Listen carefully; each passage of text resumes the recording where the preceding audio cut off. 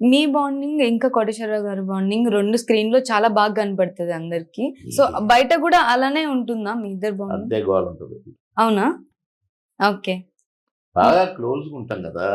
మేము ఔట్‌డోర్ షూటింగ్‌లోకి పోయినప్పుడు మా ముగ్గురికి వరుసగా ఉండేవి రూములు. కానీ మేము నా రూమ్‌లోనన్నా ముగ్గురం ఉండేటోళ్ళం. కోట రూమ్‌లోనన్నా ముగ్గురం ఉండేటోళ్ళం. బ్రహ్మానంద రూమ్‌లోనన్నా ముగ్గురం ఉండేటోళ్ళం. అంటే ఎక్కువగా నా రూమ్‌లో గాని, కోట రూమ్‌లో గాని ఉండేది ముగ్గురం. ప్రొడ్యూసర్లు అనేవాళ్ళు 3 రూమ్‌లు ఎందుకండి మీకు దండగా? ముగ్గురు ఒక దాంట్లో ఉండొచ్చు, మాకు 2 రూమ్‌ల డబ్బులు మిగులుతాయి అని అంటే, అమ్మ అక్కడ మాత్రం కుదరదు అనేది. అట్లా మేము ముగ్గురం కూడా బ్రహ్మానందం, కోట, నేను చాలా క్లోజ్‌గా ఓన్ బ్రదర్స్ లాగా అయిపోయినాం. సో ఇంత అంటే ఇప్పుడు ఇంత చేశారు కదా, మీకు మీ వైఫ్ గారి సపోర్ట్ ఎలా ఉండేది అసలు? వాళ్ళ సపోర్ట్ లేకుంటే మనం ఇంకెందుకుంటాం? పిల్లల చదువులు పిల్లలు చదువుకున్నారు, వాళ్ళు ఏం చదివినో నాకు తెలియదు. డబ్బు సంపాదించడం ఇవ్వటం, వాళ్ళు వెసిలీ స్కూల్లో చదివేది, వాళ్ళకి భోజనం ప్యారడైజ్ హోటల్లో ఖాతా వాళ్ళకి. వాళ్ళు అక్కడ ఏ లోటు రానేలా, ఏ లోటు రాలేదు కనుక వాళ్ళు దేనికి ఫీల్ కాలేదు. మా డాడీ బ్రహ్మాండంగా చేస్తున్నాడు, బ్రహ్మాండంగా పేరు వస్తుంది. దాంట్లో వాళ్ళు సంతోషంగా ఉన్నారు కనుక నేను సంతోషంగా చేయగలిగాను. ఓకే, నెక్స్ట్ ఇంటర్వ్యూలో మిగతాది మాట్లాడుకుందాం. ఎట్లుంటది? Okay sir. ఓకే సార్, ఒక మీకు నచ్చిన మీ ఫేవరెట్ డైలాగ్ ఏదైనా ఒకటి? బాబు చాలా ఉన్నాయి, నేను అన్ని కలిపి చెప్పిన, అందుకనే నువ్వు కంటవనే. సరే సార్, చిన్న డైలాగ్.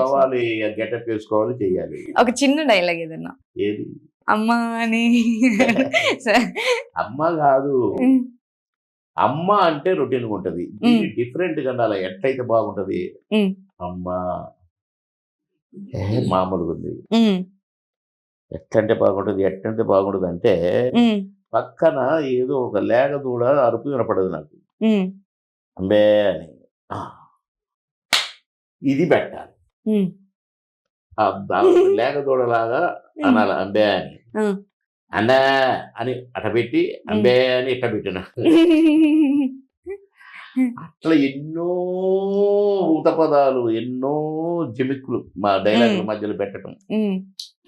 మా క్రియేషన్ 50% మాది ఉండేది. మేము ఇట్లా చేస్తే బాగుంటుందో, అట్లా చేస్తే బాగుంటుందో తప్పించేది.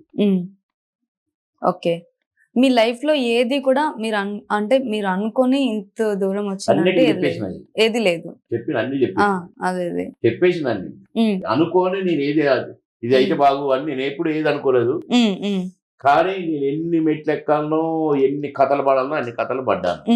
సో ఇంత మంచి ఎక్స్పీరియన్స్ మూవీలో, ఇంత మంచిగా పేరు అన్ని బాగున్నప్పుడు అసలు పొలిటికల్ గా రావాలని ఎందుకు అనిపించింది అసలు? ఎన్టీ రామారావు గారు నా అభిమాని. మా అమ్మ నాన్న కూడా ఎన్టీఆర్ గారు అభిమానులు.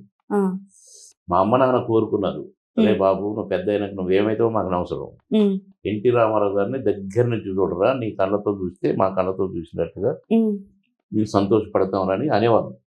సరే, అమ్మగారు చనిపోయారు, నాన్నగారు చనిపోయారు. సరే, నేనేదో అవకాశం వచ్చింది, సినిమా యాక్టర్ అయ్యాను, ఆయనను చూశాను, నన్ను తమ్ముడు అని పిలిచాడు కనుక ఇక మా అమ్మ నాన్న కోరిక కూడా తీర్చానని సంతోషపడ్డాను. ఇవన్నీ చాలా జరిగినాయి,